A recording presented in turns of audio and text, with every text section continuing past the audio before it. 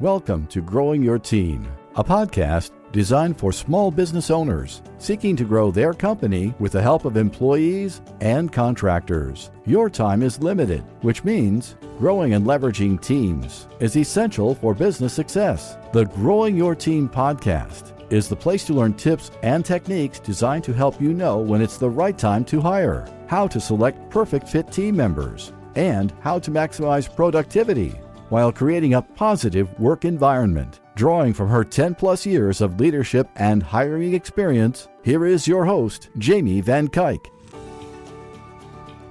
Hello, Jamie Van Kuyk here, and welcome back to the Growing Your Team podcast. Today, we are talking about why you need to leave your feelings out of the hiring process.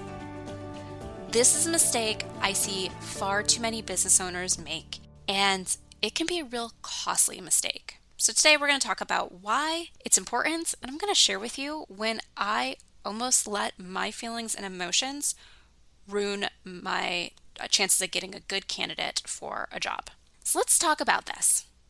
Feelings, we all have them. We interview a candidate and we immediately click. Or we hear their story and we say, I want to give this person the job. I feel like they deserve the job. The problem with leading with feelings when we go through the hiring process is we don't actually prove if a candidate can do the job. Just because we feel for their story or we click with them on a real deep personal level and you're like, I want to work with this person, doesn't mean that they are going to give you a positive return on your investment when you hire them. We need to make sure the people that we hire can do the work. And this is why you need to leave your feelings out of the hiring process. I know. We don't want a team full of people that we can't stand just because they can do the job. And that's not what I'm telling you to do.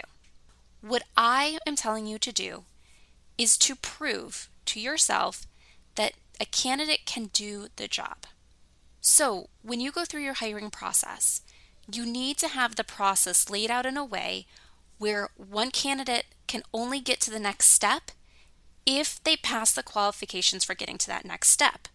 So your first step in the process is pretty much collecting your applicants, whether they are sending you in a resume, whether they're contractors and you're going out and seeking them or getting referrals or doing some research or using some sort of service to get an aggregate of great contractors, freelancers, and everything for the job. No matter how you're getting those candidates, you get a list of candidates. You then have to go through and qualify them to get an interview, to get time with you. And you need to make sure that you're measuring those applicants properly, that you're measuring them in a way where they are showing you at one level that they are qualified for that interview, that they deserve your time.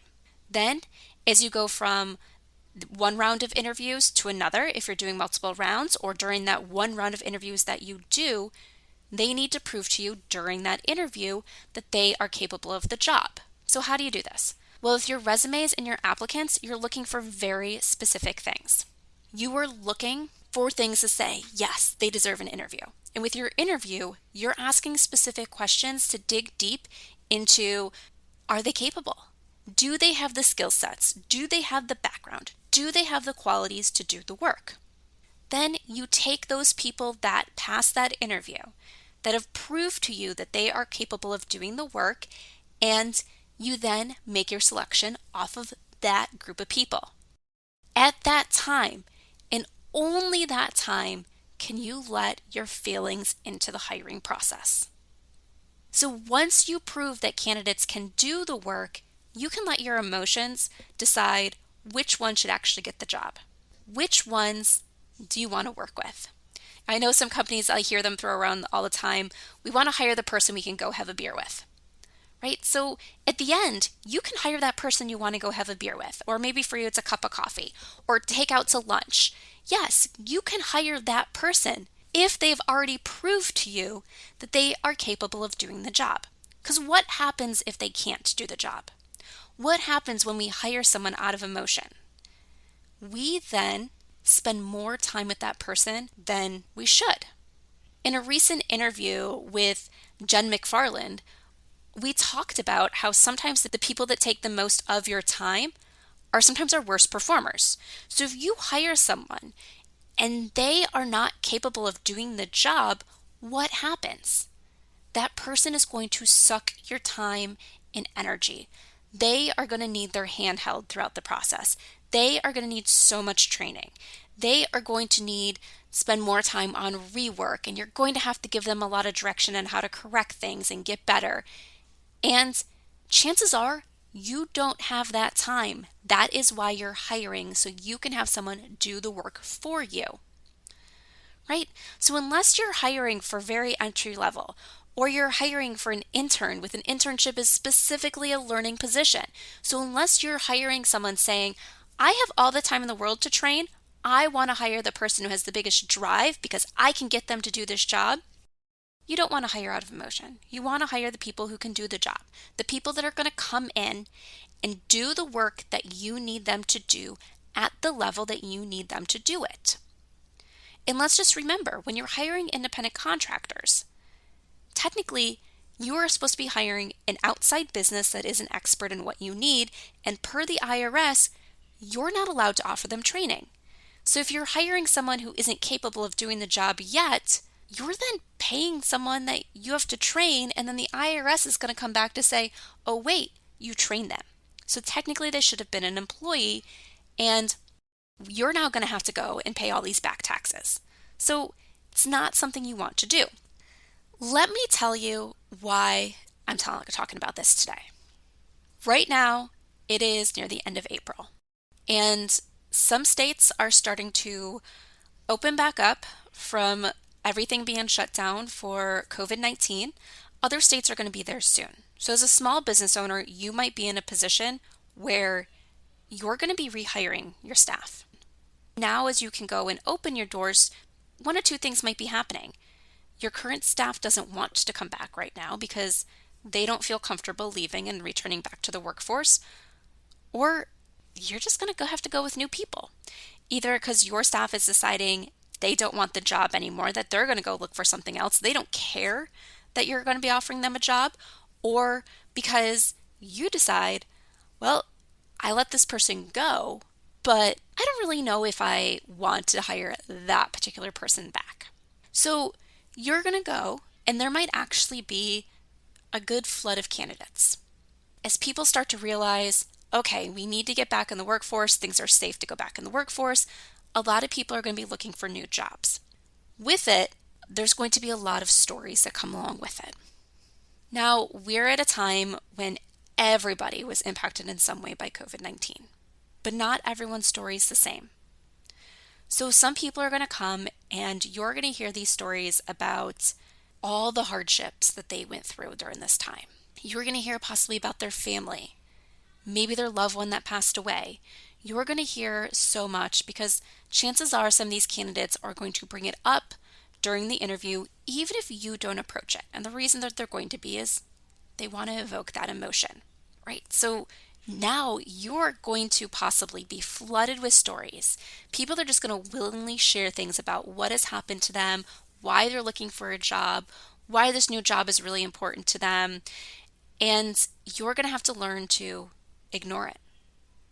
Right now, we're in a situation where we've all been going through this. Once again, like I said, we're all going through it on different levels, but it's impacting everyone. So this time might be a little bit different, but every time you go to hire, you're going to hear people's stories. You're going to hear people tell you about the rough times. You're going to hear people tell you about how they really need this job because they need a way to feed their family. You're going to hear about how somebody worked their way through college and they paid for college, worked full-time, 3 jobs so they could survive and get through college so they could be the first person in their family to graduate, and now they just need that job in their fields.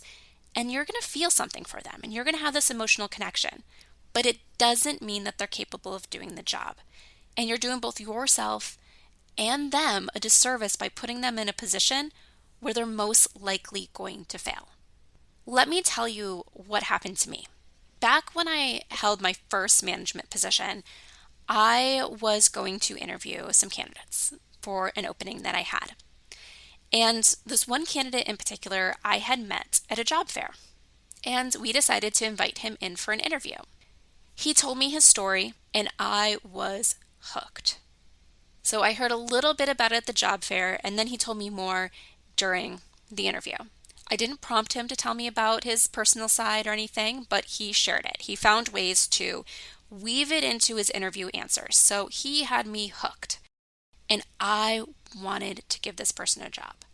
I wanted to be this person's big break. I left the interview saying to myself, I'm hiring this person. He is getting this job hands down. And I said goodbye to the candidate, got in the elevator, and I was in the elevator with another manager. And that manager goes to me, what do you think? And I told her, I was like, he's great. I'm like, I want to give him the job. He was amazing. He really had me hooked. And she then goes, is he capable? And I was like, well, yeah, yes.